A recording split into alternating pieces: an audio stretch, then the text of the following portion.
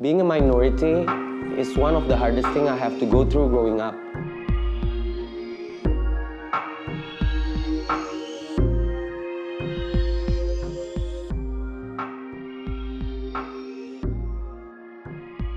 Aku selalu tahu aku berpakaiannya berbeda, the way I act is different, selalu ngerasa dipandang sebelah mata just because of my appearance. Pokoknya aku ngerasa tidak bisa sukses dalam melakukan sesuatu.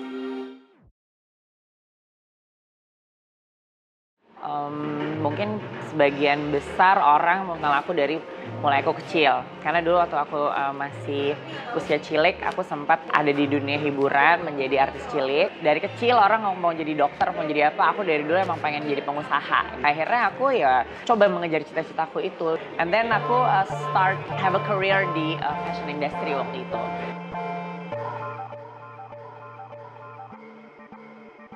Jadi aku dulu kerja sama Mas Deli Makmur, aku banyak belajar dari dia. Aku juga sempat kerja sama Mbak Teges Prita Soraya, which is a very noted PR person juga di Indonesia ini. Setelah itu aku memutuskan untuk lanjut untuk ambil S2 karena pengen menjadi pengusaha. Jadi aku ambil Master of Business Administration, MBA in Design, Fashion, and Luxury Goods. Akhirnya tahun 2015 aku launching brand sepatu aku Drama gitu. It's a long process with like hard work in it yang sangat banyak komitmen dan effort dan segala macam gitu.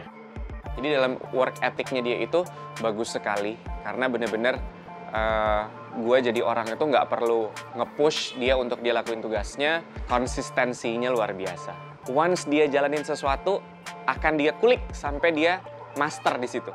Lo jadi orang juga harus punya prinsip dalam hidup. Nah itu dia prinsipnya itu adalah konsistensinya nomor 1.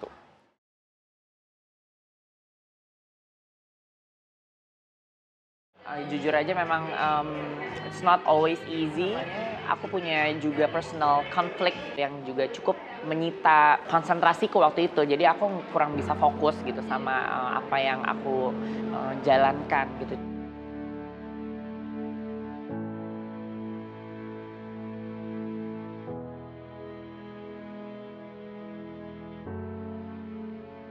Dia dikasih A, dia malah pengen jadi B. Kurang enak lah dipandang mata. Tidak mensyukuri gitu loh. Banci. Jijik. Such a double-edged sword gitu. Jadi memang terima kritikan pedas itu sebenarnya dari orang yang nggak kenal sama aku. Tapi selepas dari itu aku nggak pernah secara langsung gitu menerima kucilan tersebut gitu. Puji Tuhan aku punya teman-teman yang selalu support dan sampai sekarang kita masih berteman dan mereka selalu ngelindungin aku gitu kalau ada apa-apa. Sebenarnya dalam hati lu ngerasa lu perempuan atau lu ngerasa lu cowok, ya nggak apa-apa, ekspresikanlah diri lu sendiri. Karena di dunia ini hidup terlalu pendek untuk biarin orang ngejudge lu. Kalau misalnya mereka mau jadi kayak gitu, terus kalau dia nggak merugikan orang lain, kenapa harus dipermasalahkan? Berbeda nggak salah. Berbeda kan saling melengkapi. Bagi aku mereka itu teman-teman aku dan keluarga aku itu support system yang sangat berharga. Jadi I treasure that a lot dan itu aku sangat butuh dalam hidup aku ya. Happiness is already within yourself. Happiness itu adalah ketika kita udah berdamai sama diri kita sendiri. We make peace with ourselves first. Kita tahu siapa diri kita accept all our flaws, kita terima segala kekurangan kita dan kita make peace with that gitu loh. Dengan begitu kita akan bahagia dengan sendirinya. Kuncinya adalah self love. You have to love yourself first. Baru kita bisa love others. For me, people itu entitled to their opinion. Doesn't mean they're a bad person. We don't know how they raised gitu kasarnya. Dan aku tahu banget people itu punya tendensi untuk takut akan hal yang baru, akan hal yang aneh, akan hal yang berbeda. Tapi alangkah baiknya kalau kalian tidak suka atau menurut kalian orang itu aneh, just keep your opinion to yourself. Being a content creator, open my mind sampai ke hal-hal yang dulu nggak pernah aku pikirin. Aku bisa banyak kenal orang dari berbagai penjuru dengan ras yang berbeda, sifat yang berbeda, kebiasaan yang berbeda, pokoknya semua berbeda-beda. Dan itu mengajarkan aku untuk lebih menghargai perbedaan dan toleransi gitu kasarnya. And I think tolerance is the most beautiful thing in the world. World become a better place, a beautiful one.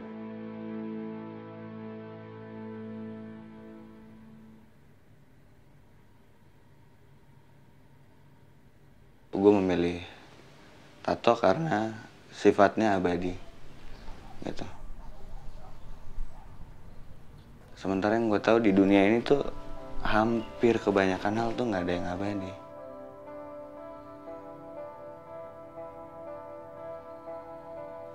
Nama gue Nagra Kautsar Pakusadewo. Pekerjaan gue saat ini berusaha hidup apapun itu caranya.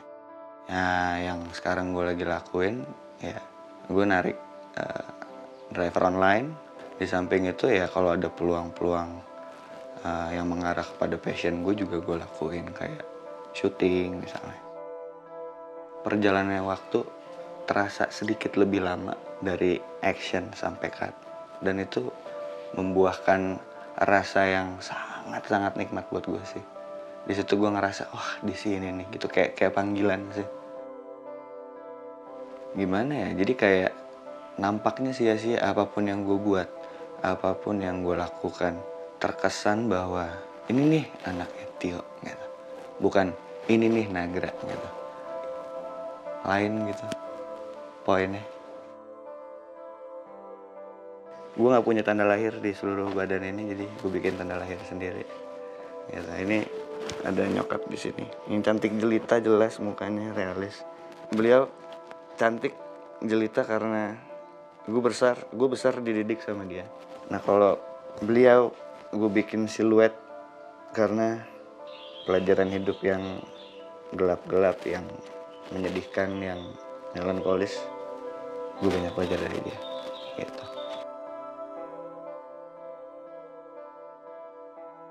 Kayak gue sehari-hari kan banyak ketemu orang yang ya bapak-bapak, ya ibu-ibu gitu, yang mayoritas juga muslim juga sama kayak gue. Banyak yang ngomong kayak, aduh mas tato nggak ini kan nggak bisa sholat. Dalam Islam itu kan apapun yang masuk ke dalam tubuh tanpa ada syarat tertentu itu kan berarti najis. Yang Maha Kuasa sudah memberikan keindahan untuk kulit kita, kenapa kok dikotorkan? Pengen dibilang keren atau apa? Kalau misalnya gue kayak gitu berarti emang gue sendiri yang mau jadi kayak gitu, terus gue bakal perjuangin yang menurut gue itu hak gue. Kayaknya biasa aja ya, soalnya tato itu kalau aku pikir seni ya. Ya keren aja, mungkin orang itu artistik, dia pengen berbeda, pengen stand out dari masyarakat biasa, dan ya go for it. Jadi di sini justru gue malah belajar banyak mengenai toleransi, mengenai cinta, mengenai kebersamaan. Jadi beda itu hal yang lumrah dan harus diwajarin karena orang punya jalan hidupnya masing-masing gitu kan. I learned that it's not okay to judge people based on their appearance. Aku juga belajar benar-benar untuk lebih menghargai perbedaan. And if you're one of us, weirdo, orang yang selalu dianggap aneh, orang yang selalu dipandang sebelah mata, dikucilkan, dibully, everything is going to be okay. Don't let what people say or think define who you are. And for me, you are beautiful in your own way, and you should embrace your differences.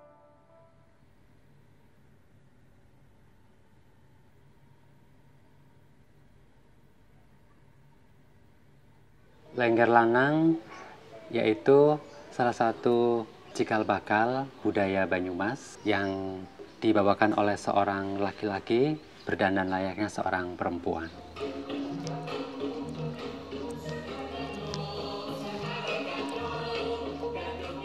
Berdasarkan sejarahnya, di mana dalam masa penjajahan dulu kan wanita belum boleh tampil di depan. Makanya ketika dalam masa penjajahan dulu, seorang lengger itu juga ikut berjuang melawan penjajah, menyamar sebagai seorang penari perempuan, yaitu lengger.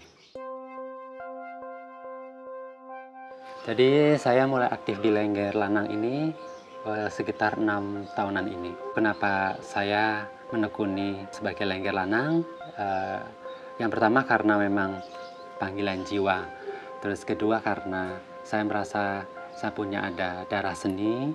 Kemudian yang ketiga saya punya misi di mana saya harus melestarikan dan mengembangkan seni Lengger Lanang ini yang sebenarnya merupakan cikal bakal dari budaya Banyumas. Jadi di samping aktivitas saya di Lengger, saya juga mempunyai kehidupan pribadi di rumah, di mana saya punya tanggung jawab mengurus anak saya. Terus saya masih punya kedua orang tua dimanapun saya harus menghormati beliau dan saya harus mengurus karena kebetulan memang tinggal bersama saya. Kemudian saya juga harus mengurus usaha kecil di rumah yang dirintis orang tua yang dimandatkan kepada saya. Jadi saya harus bisa membagi waktu antara aktivitas di Lengger dengan keluarga dan mengurus anak dan orang tua dan juga mengurus usaha kecil di rumah. Sosok ayah menurut saya baik, pekerja keras, sayang sama keluarga, sayang sama Jenny. Jenny merasa ayah memberikan kasih sayang sama Jenny banyak. Yang pasti pandangan masyarakat terhadap Lengger Lanang ini pastinya ada pro dan kontra lah ya. Kayak menurut saya nggak mungkin ngelakuin kayak gitu, buat apa? Bukan kodratnya lah dia harus jadi seperti itu gitu loh. Ya bikin malu keluarga. Saya menyikapi dulu dari yang kontra. Pastinya kan masih banyak masyarakat yang masih khususnya di Indonesia kan masih banyak yang belum menerima eksistensi Lengger Lanang. Karena kan memang pandangan masyarakat berpikiran bahwa kok laki-laki bisa dandan kayak perempuan di mana dia harus memakai konde, harus make up layaknya perempuan, terus dia juga berbusana perempuan. Itu kan sesuatu yang nggak lazim dilihat gitu kan. Dan karena mereka belum tahu sebenarnya sejarah sebenarnya Lengger Lanang itu seperti apa kayak gitu kan. Oh lu nggak boleh itu masuk neraka, itu sangat primitif sih.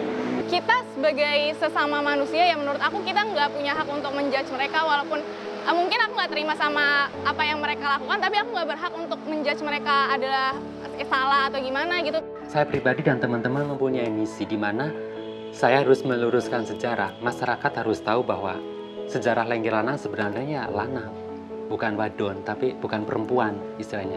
Dalam bahasa Banyumas itu wadon. Jadi sejarah sebenarnya adalah laki-laki yang melakukannya dan seiring perkembangannya baru perempuan yang ikut menarikan Lengger gitu. Just have to keep being yourself. There's nothing wrong with you. Kalian jangan takut untuk menjadi diri kamu. You should embrace the differences. Embrace si perbedaan kamu itu. Because that's what I do dari dulu. Ngomong ke diri sendiri bahwa it is okay to be different. Tidak ada salahnya di diri kamu. Like I said, just keep being you. Everything is going to be better. At first saat aku lagi growing up juga, aku ngerasa kayak my whole world is crumbling. Semua tuh kayak mau hancur. Aku bener-bener gak bisa ngelakuin apa-apa. But here I am now doing something with my life. Bener-bener bener-bener aku fokus sama semua yang sudah aku lakuin, yang semua sudah aku capai sampai saat ini. Dan itu sih, just have to keep being you. Don't ever give up.